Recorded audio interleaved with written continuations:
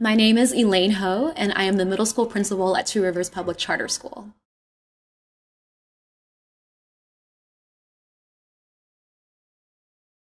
So I've had a long history with Two Rivers. I started out as a founding teacher 11 years ago, and then I stepped into the role of instructional guide for 3 years, and then stepped into this role as principal, and it is my second year as principal here at Two Rivers.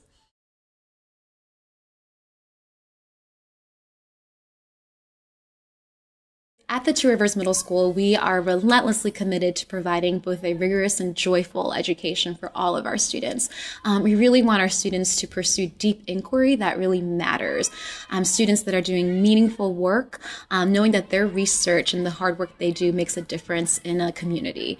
For example, our eighth graders actually have an expedition where they are designing public spaces for this area of NOMA, and they are actually presenting their proposals to a panel of expert architects and urban designers to help shape the story of NOMA. So all the research they do on public design, they know it's going towards bettering their community.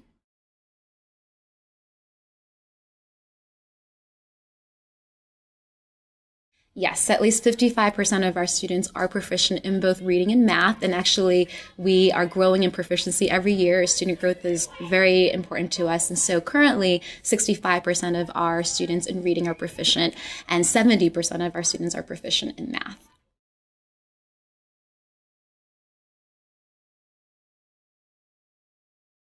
I absolutely believe I am personally responsible for the growth, both academic and social growth of our students. I also really believe in the power of sharing that responsibility. It's really important that our whole middle school team has a collective responsibility. Our teachers are invited into that.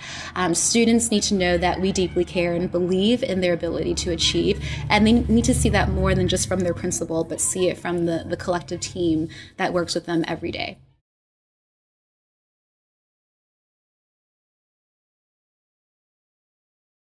So my academic expectations for our students are very high and also broadly defined. We want students to be leaders of their own learning, which means that not only do they take a lot of standardized tests and also do a lot of authentic work, they really know why that work matters. And that really matters because students, the more they understand the purpose of their work, the more they're driven to do the best work they can do for themselves, for their fellow peers, and for the community. I believe students need to understand not just what to learn, but how to learn in any setting. So our students really have multiple opportunities to solve complex problems. They learn the perseverance and grit that they need to be able to look at a problem from multiple perspectives, to be able to collaborate with diverse peers, and be able to see that one solution by itself may not be enough to solve a big problem. Students need to do some really serious data collection, be able to ask the right questions in order to solve a complex problem.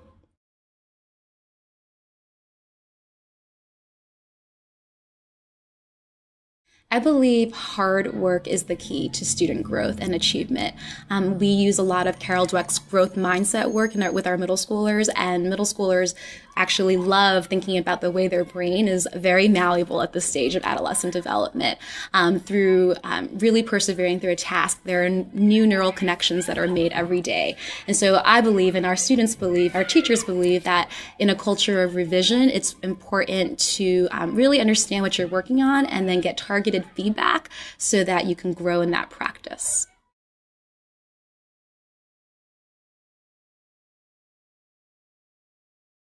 To keep track of our students' academic progress, we use both standardized testing and also a lot of student work, writing in particular, in the middle school. So 4 times a year, our students do take an interim assessment that's aligned to the Common Core standards, which are very rigorous standards. But not only do we track our students' achievement on standardized testing, we also look at their student work, their thinking in their work in classrooms. So how they're approaching a problem. Again, solving complex problems is what our students students need to be lifelong learners and to be successful in any endeavor that they choose to do beyond graduating from Two Rivers.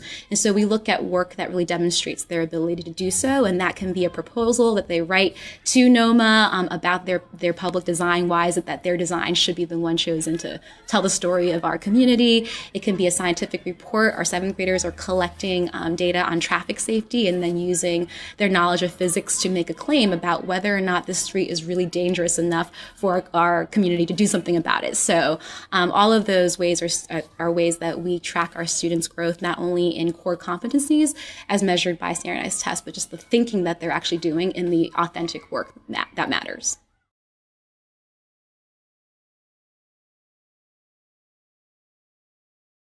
So at Two Rivers, our behavioral expectations are very high for our students. And we define high expectations as students really having ownership over why they make the choices they make.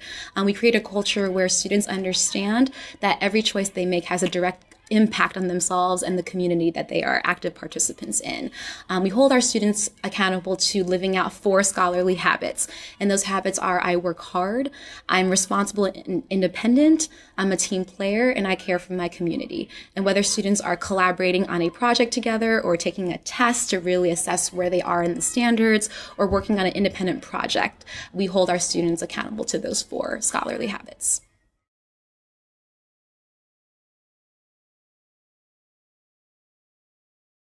At Two Rivers, we enforce rules through very clear and consistent expectations across our classes.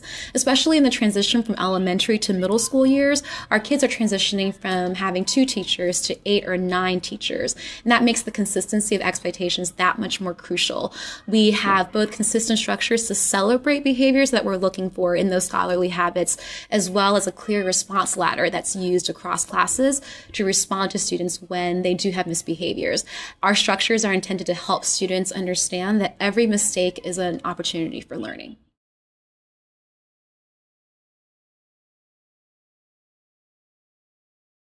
At Two Rivers, we reward behavior in many ways, and most importantly, it's embedded in our school culture that we celebrate examples of the scholarly habits at work.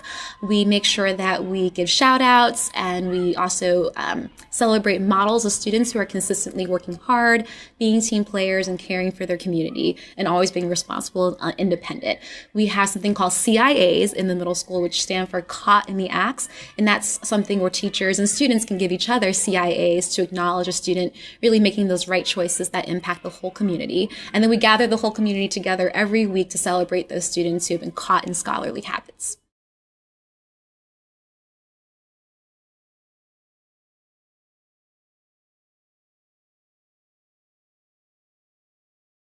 I absolutely believe I'm responsible for the growth of all the teachers of our students. Just as we want our students to be actively engaged in understanding their strengths and being able to pursue improvement, we want to create a culture that enables teachers to do the same. It really isn't just the work of myself, though. It really is our collective leadership team. We actually are committed to doing regular data walks where we really look at student data, and we look at that with teachers so that they're really understanding where their students are in terms of their thinking and how their instructional practices are able to enable kids to go on deeper inquiry. We also do goal settings with teachers 4 times a year, as well as just embedded within the year many frequent learning observations. It's a constant dialogue with our teachers around what good teaching and learning looks like and how that impacts kids. And we strive to build that into the everyday life of our school.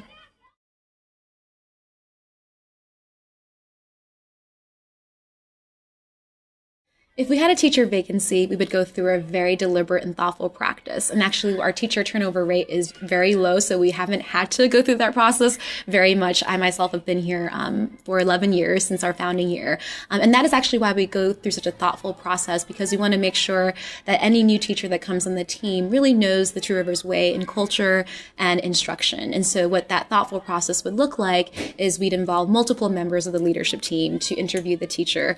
And we'd also invite our teachers to do interviews to get a sense of prospective teachers and whether or not they would fit in our culture of constant inquiry and growth.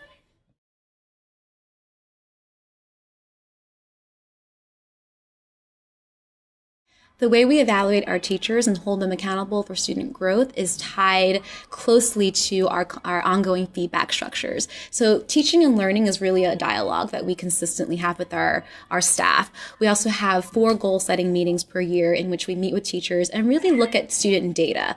Data broadly defined, both samples of student writing as well as how students are doing on their standardized testing performance. And we let that data drive the goal setting and coaching conversations. We really aim to give cohesive feedback to our teachers. Instead of teachers working on 5 or 6 different things and not getting traction around those things, we ask our teachers to really work on 1 or 2 goals and gain some real traction that matter for student outcomes. And that can be in the way they design tasks to how they raise student engagement. And just as we differentiate for our students to maximize their learning, our structures of goal setting and looking at student data are differentiated for where our teachers are.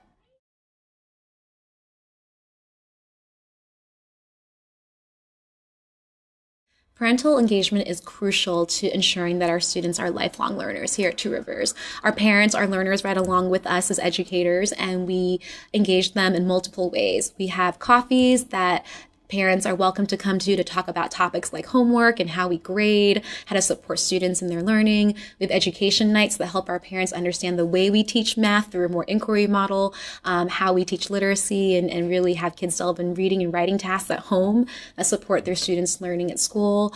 And we also just have an open door policy. Our parents really feel welcome to come in and discuss any concerns they may have, and that dialogue and partnership is crucial to making sure that our students are always growing as lifelong learners.